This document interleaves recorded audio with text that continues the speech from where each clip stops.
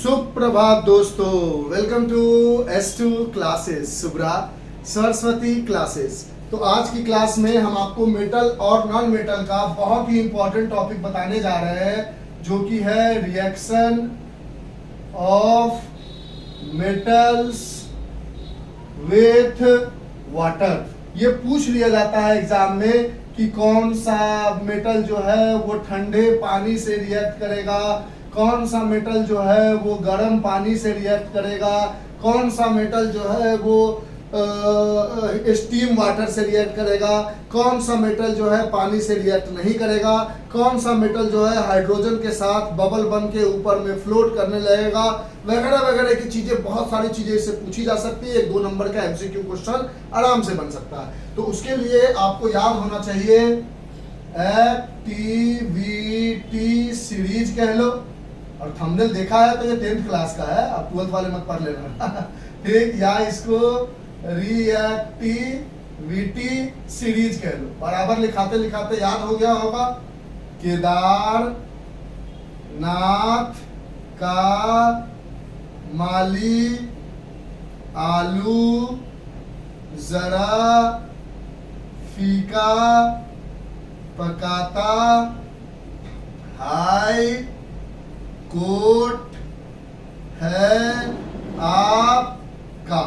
अब इसको पढ़ने से पहले का कोई मतलब नहीं, केदार का मतलब के, नाथ का मतलब Na, का मतलब Ca, माली का मतलब Mg, आलू का मतलब Al, जरा का मतलब जिंक, फीका का मतलब Fe, पकाता का मतलब Pb, हाई का मतलब H, कोट का मतलब Cu, है का मतलब Hg, A का मतलब Ag, A का मतलब Au, P का मतलब Pt। सबका नाम जानते हो। इसको हम कहते हैं पोटेशियम, इसको कहते हैं हम सोडियम, इसको कहते हैं हम कैल्शियम, इसको कहते हैं हम मैग्नीशियम, इसको कहते हैं हम एल्यूमिनियम, इसको कहते हैं हम जिंक, इसको कहते हैं हम आयरन, इसको कहते हैं हम लेड, इसको कहते हैं हम हाइड्रोजन, इसको कहते हैं हम कॉपर, इसको कहते हैं हम मर्क्यूरी, जो आपको थर्मामीटर वगैरह में देखने को मिलता है।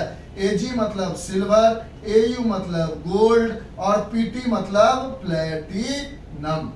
अब देखो, बहुत सारा बच्चा याद कर लेता है कि ये हॉट से, ये कोल्ड से, स्टीम से। याद मत करो। आपने पहला चैप्टर में पढ़ा है डिस्प्लेसमेंट रिएक्शन। क्या पढ़ा है?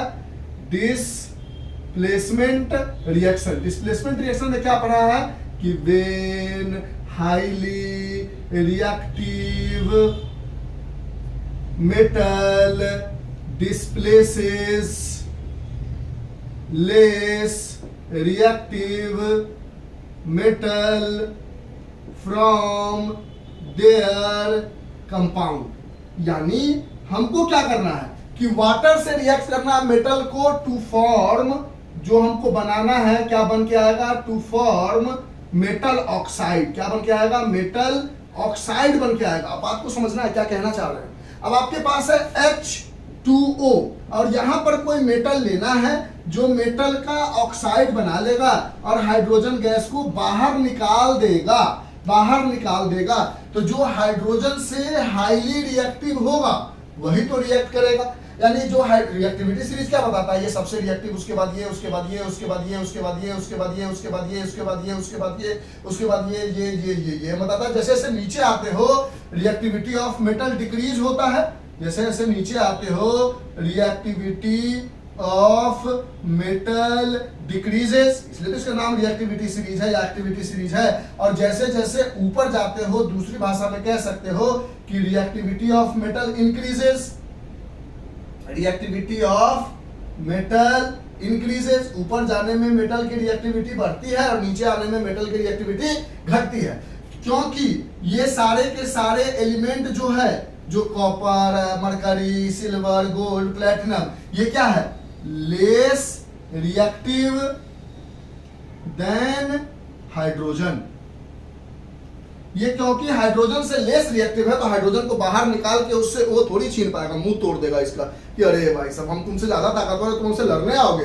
तो because it is less reactive than hydrogen, so ईट या ईट की जगह दे, क्योंकि बहुत सारा है लैंग्वेज, आप वैसे भी इंग्लिश स्कूल के बच्चे हो, लैंग्वेज सही कर लोगे। They can not react with water at any condition, यानी किसी भी कंडीशन ले लो, गर्म पानी ले लो, ठंडा पानी ले लो, कोई भी रिएक्शन करा लो, कॉपर, मरकरी, सिल्वर, गोल्ड और प्लेटिनम पानी से रिएक्ट नहीं करेगा, क्योंकि रिएक्टिविटी सीरीज में वो नीचे आता है। और ये एक एक्सेप्शन में आता है, ये एक एक्सेप्शन में आता है कि इट्स रिएक्टिविटी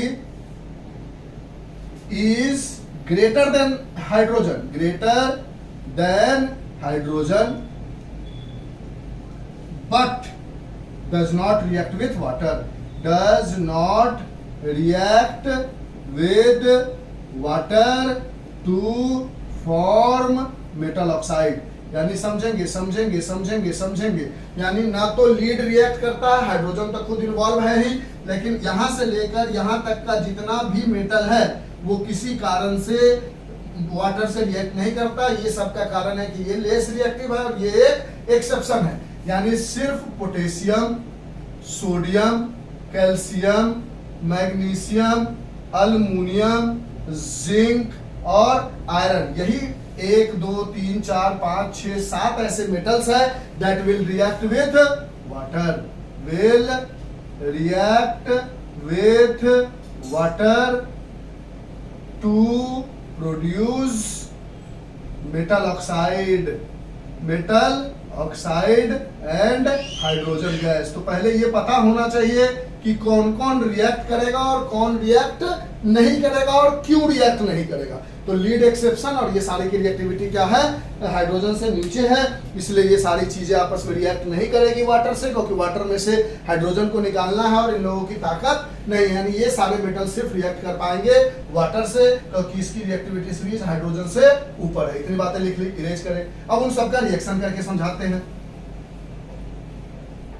इस तरह से धीरे धीरे से चीजों को पकड़ोगे ना तो केमिस्ट्री वगैरह एकदम बच्चों की तरह लगेगा, फिजिक्स वगैरह एकदम मजाक लगेगा कि अरे इतना इजी था, हाँ इतना ही इजी था। अब आपने एक क्वेश्चन पढ़ा था, एक क्वेश्चन पूछा गया था कि एक क्वेश्चन आपने पढ़ा था कि why sodium and potassium kept inside a kerosene vial, sodium और पोटेशियम को केरोसिन ऑयल में क्यों रखते थे? तो इसका आंसर आप पहले में बताते थे, because sodium and potassium kept inside a kerosene oil because it is highly reactive and react with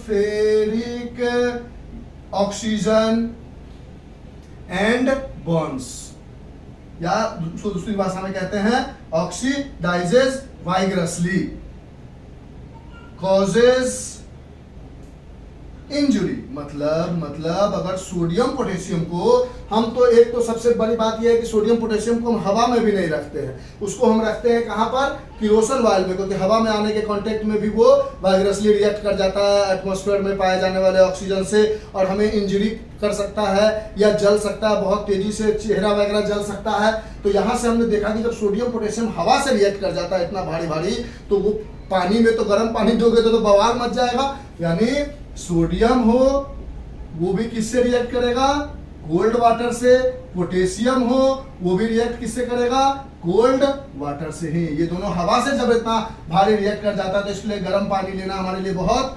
खतरनाक हो जाएगा।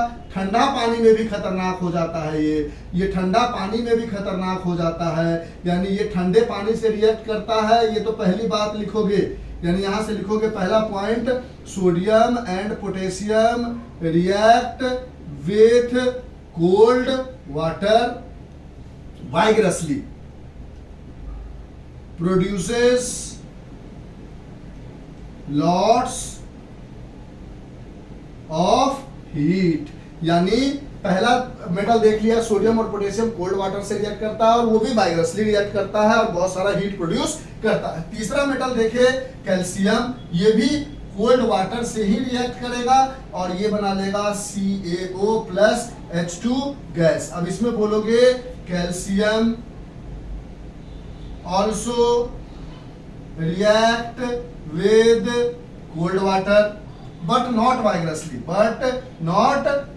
उतना ज्यादा आग उग नहीं प्रोड्यूस करता है, not produces lots of heat produce नहीं करता है। ये दोनों कोल्ड वाटर से रिएक्ट करके भी बहुत लॉट्स ऑफ हीट प्रोड्यूस करता है, इंजरी का डर है। लेकिन कैल्शियम जो है वो कोल्ड वाटर से रिएक्ट करता तो है लेकिन लॉट्स ऑफ हीट प्रोड्यूस नहीं करता है। As well as calcium floats on the surface with hydrogen bubbles. समझाते हैं इसका क्या मतलब है, इस लाइन को मतलब समझ लो। कहता है पहला चीज तो सोडियम पोटेशियम के बारे में बोलेगा तो बोलोगे कोल्ड वाटर से रिएक्ट करता है, वाइग्रसली रिएक्ट करता है। कैल्शियम के बारे में बोलोगे तो बोलोगे कोल्ड वाटर से रिएक्ट करता है, वाइग्रसली रिएक्ट नहीं करता है। और ये हाइड्रोजन क्या होता है, हमने इलेक्ट्रोलिसिस देखा हमेशा बबल्स बनता है, तो ये हाइड्रोजन के बबल्स के साथ कैल्शियम जो है सरफेस पर फ्लोट करने लगता है, यानी calcium floats on the surface with hydrogen bubbles. Hydrogen bubble के साथ कैल्शियम सरफेस पर भी फ्लोट करने लगता है कैल्शियम ऑक्साइड बनाने के बावजूद भी। तीसरा अगर हम बात करें मैग्नीशियम के बारे में, तो मैग्नीशियम वाटर से तो रिएक्ट करता है, तो ये कोल्ड से नहीं करता है, ये करता है हॉट वाटर से। किससे करता है, गर्म पानी से, और ये बना लेता है MgO+H2। तो यहां लिखोगे it does not react with cold water, ये कोल्ड वाटर से रिएक्ट नहीं करता, but react with hot water and also floats on surface with hydrogen bubbles। नहीं दिख रहा होगा तो थोड़ा बड़ा कर लोगे, दिख जाएगा आपको, ठीक है। हाइड्रोजन बबल्स मतलब ये सोडियम पोटेशियम कोल्ड वाटर से वाइग्रसली, कैल्शियम और मैग्नीशियम, कैल्शियम कोल्ड से, मैग्नीशियम हॉट से, कैल्शियम कोल्ड मैग्नीशियम कोल्ड आराम से, सोडियम पोटेशियम हॉट वाटर से,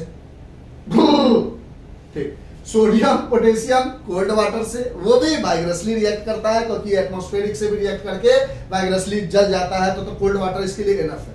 कैल्शियम जो है कोल्ड वाटर से रिएक्ट करता है और ये वाइग्रसली रिएक्ट नहीं करता, और ये सरफेस पर फ्लोट करने लगता है हाइड्रोजन के बबल्स के साथ। मैग्नीशियम कोल्ड वाटर से रिएक्ट नहीं करता, ये हॉट वाटर से रिएक्ट करता है, लेकिन वो कैल्शियम की तरह प्रॉपर्टी दिखाता है कि वो भी हाइड्रोजन बबल्स के साथ सरफेस पर फ्लोट करने लगता है। सोडियम पोटेशियम फ्लोट नहीं करता, ये आग लगा देता है। अब हमारे पास दो मेटल बच गया, अल्युमिनियम, जिंक और आयरन। इसको अरेंज कर दे यहां सर, कर दो सर।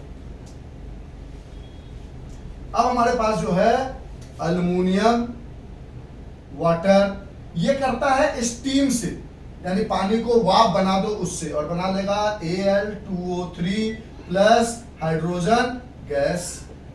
अगर जिंक है तो ये भी स्टीम से, और बना लेगा ZnO प्लस हाइड्रोजन गैस। और आयरन जो है ये भी वाटर से, स्टीम से रिएक्ट करेगा, और ये बना लेगा FeO प्लस हाइड्रोजन गैस। तो इसमें लिखोगे तो लिखोगे दीज लगा देते हैं ना, यानी दे लगा देते हैं, they do not react with cold and even hot water but react with steam. यानी सोडियम पोटेशियम कोल्ड वाटर से कैल्शियम और वाइग्रसली रिएक्ट करता है, कैल्शियम कोल्ड वाटर से रिएक्ट करता है और वाइग्रसली रिएक्ट नहीं करता, और सरफेस पे आके फ्लोट करने लगता है हाइड्रोजन बबल के साथ। मैग्नीशियम जो है कोल्ड वाटर से रिएक्ट नहीं करता, हॉट वाटर से रिएक्ट करता है, और वो कैल्शियम की तरह ही सरफेस पे फ्लोट करने लगता है। अल्युमिनियम, जिंक और आयरन जो है वो कोल्ड वाटर से और हॉट वाटर से रिएक्ट नहीं करता, वो स्टीम से रिएक्ट करता है मेटल ऑक्साइड को बनाने के लिए, और वो सरफेस से फ्लोट नहीं करता है, सिर्फ रिएक्ट करता है। तो ये सारी कहानी हो गई reaction of metal with water to form metal oxide. और हमें लगता है कि आपको चीजें समझ में आई होगी। लिख लो इसको, पक्की वाली बात, हाँ सर समझ गए। जो भी बातें हैं लिख लो, हमने अपनी तरफ से अच्छे से समझा दिया है। ठीक है, बाय। अच्छा लगे तो एक छोटा सा कमेंट। ठीक, बाय।